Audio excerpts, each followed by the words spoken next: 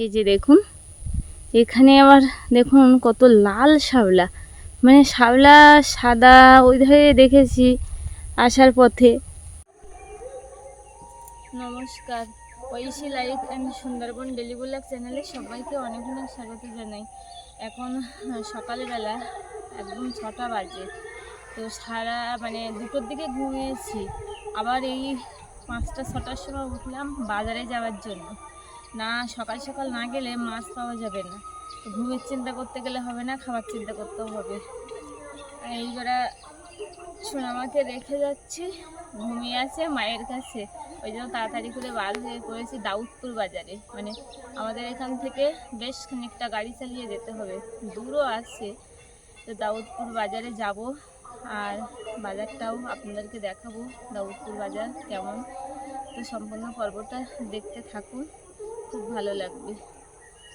এসে দেখি, তাড়াতাড়ি করবো, আবার সোনামা যদি ওঠে তখন আবার যাবে। বাজারের মতো এসে গেলাম, কিন্তু একটু ভেতরের রাস্তায় আসলাম, ওই জন্য একটু তাড়াতাড়ি আসলাম। একটু আবার ওই ধার দিয়ে একটা রাস্তা আছে, ঘুরে আসতে হয়। তো দাউদপুর বাজারে এসে আর পৌঁছেছি, আসেই দেখি সামনেই মাছ বাজার। তো প্রচুর মাছ উঠেছে, তো মাছ বাজারে খুব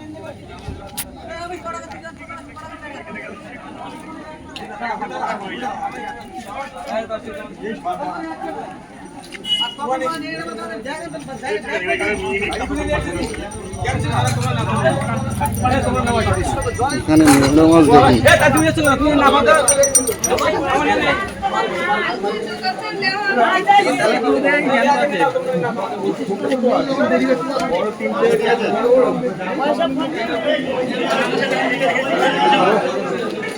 এদিকে মাছ, শুধু মাছ সকালবেলা। কি নেবে গো দেখো,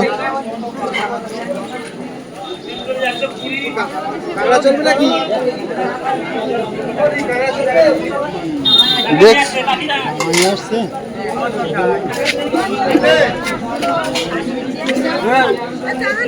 ওই রে, তুই কোথায় যাচ্ছিস?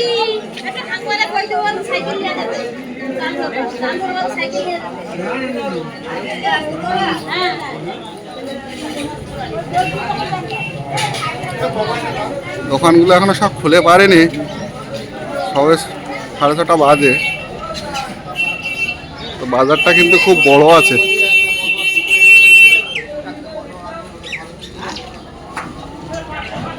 এখানে শুধু মাছ বাজার।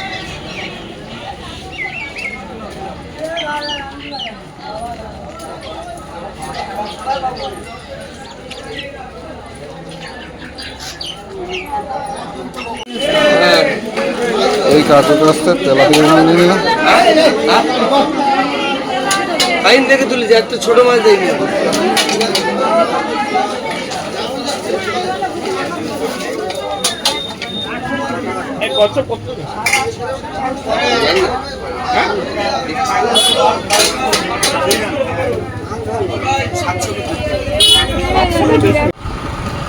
শাপলা বল, দেখো দেখুন বন্ধুরা কি সুন্দর শাপলা। দাউদপুরি বাজার থেকে বাড়ি যাওয়ার পথে এই রাস্তাগুলো খুব শাপলায় ভরা।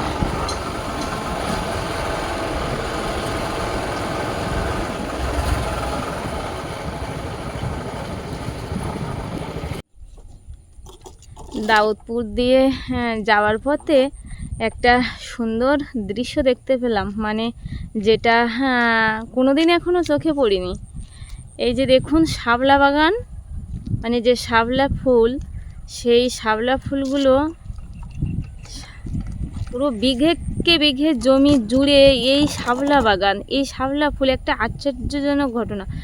এই মানুষ ধান গাছ করে, ধান থাকে আমি জানি এই জমিগুলোতে, কিন্তু এত প্রচুর পরিমাণ শাপলা বাগান। আর এই যত দূর যাব বাড়ি পর্যন্ত ঠিক এই রকম দেখবেন, এই রকম ভরা শাপলা বাগান। দেখুন কতটা করে। এগুলো হওয়ার কারণ মনে হচ্ছে এখানে ধান চাষ হয়নি অত, মানে বর্ষার এতটা পরিমাণে জল হয়েছিল। শাপলার পাশাপাশি ধান লাগিয়েছে, মানে শাপলার পাশাপাশি ধান। এই যে দেখুন সব জায়গায় মানুষ ধানটা রোপণ করতে পারেনি, ফাঁকা থাকার কারণে এই শ্যাওলাগুলো বেশি হয়ে গেছে। কি সুন্দর শাপলা, সত্যি দেখলে চোখ জুড়িয়ে যাচ্ছে যেন।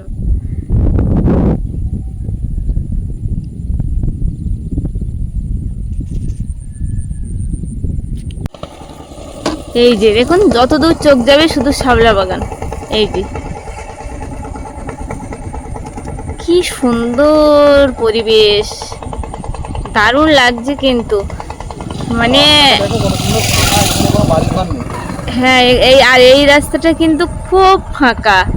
এই যে দেখুন সেই বাড়ি দূরে, আর এই পাশাপাশি মানে এই দুই পাশে এই যে শাপলা হয়ে আছে, মানে দেখতে অসাধারণ লাগছে। আর এই শাপলাগুলো যে আমার এত ভালো লাগছে দেখতে, দেখুন কি দারুণ লাগছে, মানে চোখ ফেরানো আছে না, অনেকক্ষণ ধরে দেখতে ইচ্ছে করছে। মানে ধান লাগাতে পারেনি ঠিক আছে, কিন্তু তাই বলে এত শাপলা ফোটে বাবা।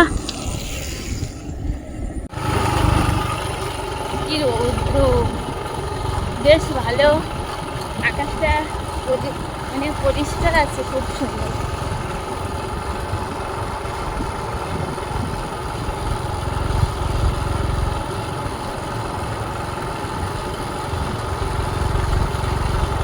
সুন্দর একটা পরিবেশ, সুন্দর আকাশ, পরিষ্কার, খুব ভালো লাগছে। আর এই পরিবেশে মেলা চলছে দেখুন। এখানে এসে ওখানে আমি সামনে একটু আসার সময় দেখলাম সাদা শ্যাওলা মাঠকে মাঠ, আবার এখানে এসে দেখছি দেখুন ভরা লাল শ্যাওলা। এই লাল শ্যাওলাগুলো যেন আরও সুন্দর লাগছে। আর এই যে দিকটা এসেছে না, পুরো ফাঁকা ফাঁকা রাস্তা, মাঠকে মাঠ, মানে মাঠের ভেতর দিয়ে রাস্তা। এই লাল শ্যাওলাগুলো কিন্তু খুব সুন্দর লাগছে। এই যে দেখুন এখানে আবার দেখুন কত লাল শ্যাওলা, মানে শ্যাওলা সাদা ওই ধারে দেখেছি আসার পথে, আবার এখানে আর একটু সামনে এগিয়ে এসে দেখি এখানে আবার দেখছি মাঠকে মাঠ, লাল শ্যাওলা। দেখুন শুধু শ্যাওলা বাগান, এই এত শ্যাওলা আমি জীবনে কোনোদিন দেখিনি।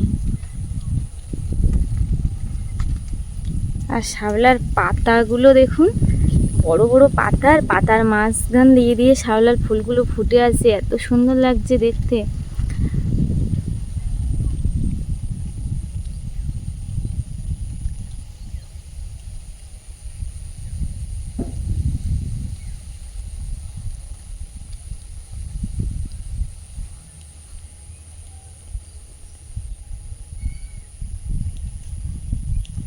আর আমি সকালে বার হয়েছি, এখন 6টা বাজে, তার মধ্যে হালকা রৌদ্র উঠে গেছে। তো তার পাশাপাশি সকালবেলা তো বেশ একটা সকালের সুন্দর একটা হাওয়া, শীতল ঠান্ডা স্নিগ্ধ হাওয়া, কি সুন্দর লাগছে। শাপলাগুলো দেখে আমার খুব মন ভরে যাচ্ছে, যে এত সুন্দর শাপলা আমি কোনোদিন দেখিনি। তুলি ভালো লাগছে দেখতে, তো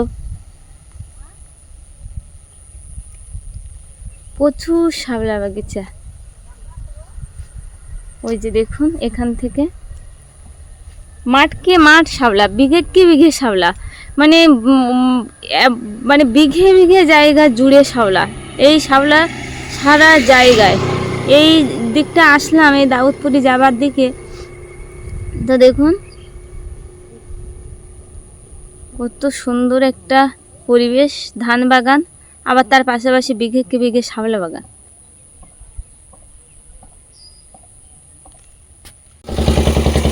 তো আর এই যে এখানে যে এই শাপলার যে জমিগুলো, তার উপরে দেখুন কি সুন্দর মানে জল, নিচে জল, তার উপরে একটা সুন্দর ঘর। আর এই যে দেখুন পেছন দিকে কিন্তু শাপলা ফুটে আছে। আর চিন্ময় আমি একটু যাওয়ার পথে এই ঘরটায় বসলাম, তাই এত সুন্দর একটা হাওয়া হচ্ছে, ঠান্ডা হাওয়া এমনি হচ্ছে ফার্স্ট সকালবেলা, আর তার উপরে কিন্তু জলেরও হাওয়া উঠছে। দেখুন একদম জলের উপরে ঘরটা। এই পরিবেশটা না আমার সারা দিন শুয়ে থাকতে ইচ্ছা করছে। দারুণ পরিবেশ, যেটা শহরের মানে শুয়ে শুয়ে একদম একটু পাওয়া যাবে না। এই গ্রামে এত সুন্দর পরিবেশগুলো এই গ্রামে, কিন্তু এই পরিবেশ শহরে কোনো দিনেই পাওয়া যাবে না। শহরে হয়তো পার্ক আছে বসার জন্য বা ভালো ভালো আরও সুন্দর সুন্দর জায়গা আছে, কিন্তু এত সুন্দর একটা পরিবেশ কোনো দিন পাওয়া যাবে না এই গ্রামে ছাড়া, বলো? হ্যাঁ, কি পুরো দারুণ গেটের লাগছে। মাঝখানে দেখুন বসে আছে তো, চারিধারে মানে খুব দেখুন সুন্দর। জল আর জল, মাঠ মাঠ জল, আর ফুল ফুটে আছে, তার উপরে এই ঘরটা বাঁধা। তো এখানে একটু বসলাম, এত ভালো লাগছে, হাওয়া আসছে, হাওয়া লাগছে। ওদিকে সোনামায়ের কথা কিন্তু একটু একটু করে মনে পড়ছে। তোমাকে কেমন লাগছে এখানে বসে? খুব সুন্দর, মানে কি বলবো, তোমার তো ভালোই লাগবে। মানে এই শ্যাওলা ফুলগুলো মানে এখানে হয়ে আরো যেন দৃশ্যটা খুব সুন্দর হয়েছে। আর এখন হালকা শীতের আমেজটাই আরো হচ্ছে, মানে খুব ভালো লাগছে। আর তারপরে এই সব থেকে ভালো হয়েছে জলের ওপরে এই ঘরটা। হ্যাঁ, সব থেকে মানে বেশি ভালো লাগছে এখানটায়, যে এখানে এত সুন্দর মানে একটা ঘর সবাই আগ্রহ করে মানে বেঁধে রেখেছে বসার জন্য। এর জন্য এখানে আরো বেশি ভালো লাগছে ঘরটা বাঁধার জন্য। তো সবার তাও আবার খড়ের ছাউনি।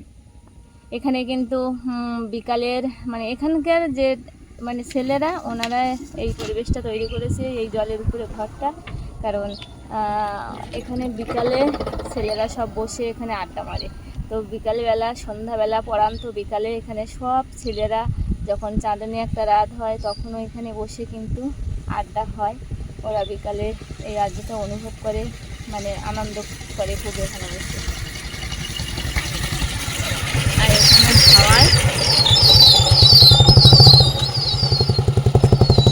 হাওয়ায় দেখছি এখানে আমার মাসিমা বসে আছে। ও মাসিমা, তুমি এখানে বসে কি করছো?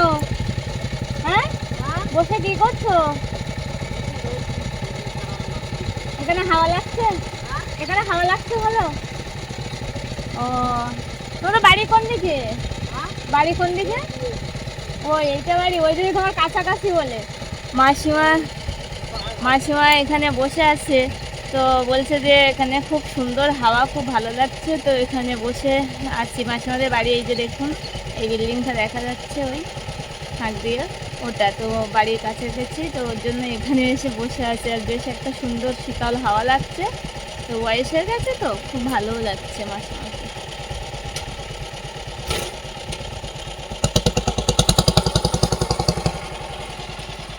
সোনামাকে নিয়ে আসলে, এখানটায় নিয়ে বসলে হয়তো সোনামা খুব আনন্দ পেত।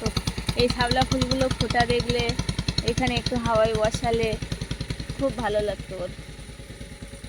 সোনামা কাঁদতে পারে, তুমি চলো দেখি। তো এখান থেকে তো উঠতেই হবে, কারণ সোনামাকে তো আবার কান্নাকাটির ব্যাপার আছে। শাপলা ফুল বাগানের মায়া ছাড়িয়ে বাড়ির দিকে আবার যেতে হবে। তো চলো যাই, ওঠো, আর কি হলো। সত্যি শাপলাগুলো কিন্তু খুব দারুণ লাগছে। এই লাল শাপলাগুলো আমার সব থেকে ভালো লেগেছে বন্ধুরা। এই লাল শাপলা, এত মাটকে মাঠ, আবার লাল শাপলা। সাদা শাপলা দেখা যায় সচরাচর, কিন্তু লাল শাপলা দেখা যায় না। তো এখানে লাল শাপলা, খুব ভরা ভরা লাল শাপলা। মাছ বাজার করে বাড়ি এসে গেলাম, এসে দেখি সোনামা ঘুমিয়ে আছে, যেটা নিয়ে দুশ্চিন্তা হচ্ছিল আমার খুব। মানে এতটা দুশ্চিন্তা হচ্ছে যে আমি ওদিকে দাঁড়াতে পারছি না একটু, মানে ওই দিকটা এত ভালো লাগছিল তো দাঁড়াতে পারিনি বেশিক্ষণ।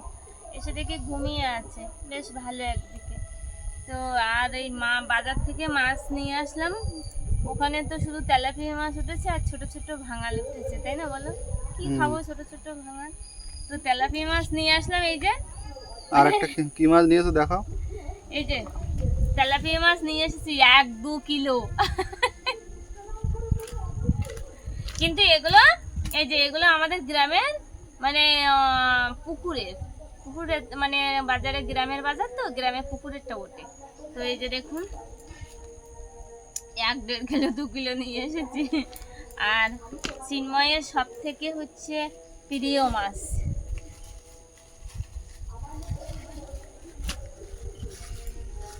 চিন্ময়ের প্রিয় মাছ এই যে এখানে ঢেলে দেখাই, না হলে দেখা যাবে না।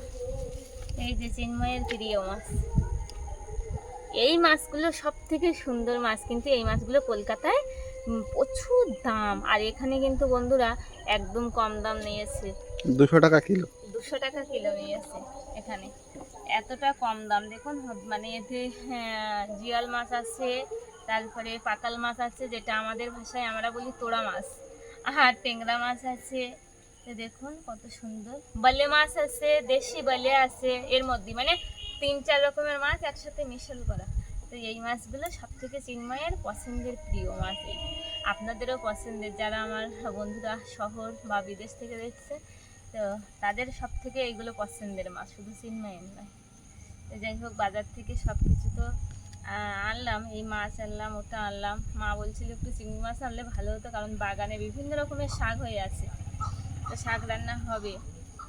আর এই মাছ টাছ দিয়ে এবারে রান্নাবান্না হবে। তো রান্নাবান্নার ভিডিওটা আমি আর আপনাদেরকে আর দেখাতে পারছি না, কারণ এটা অনেকটা বড় হয়ে যাবে।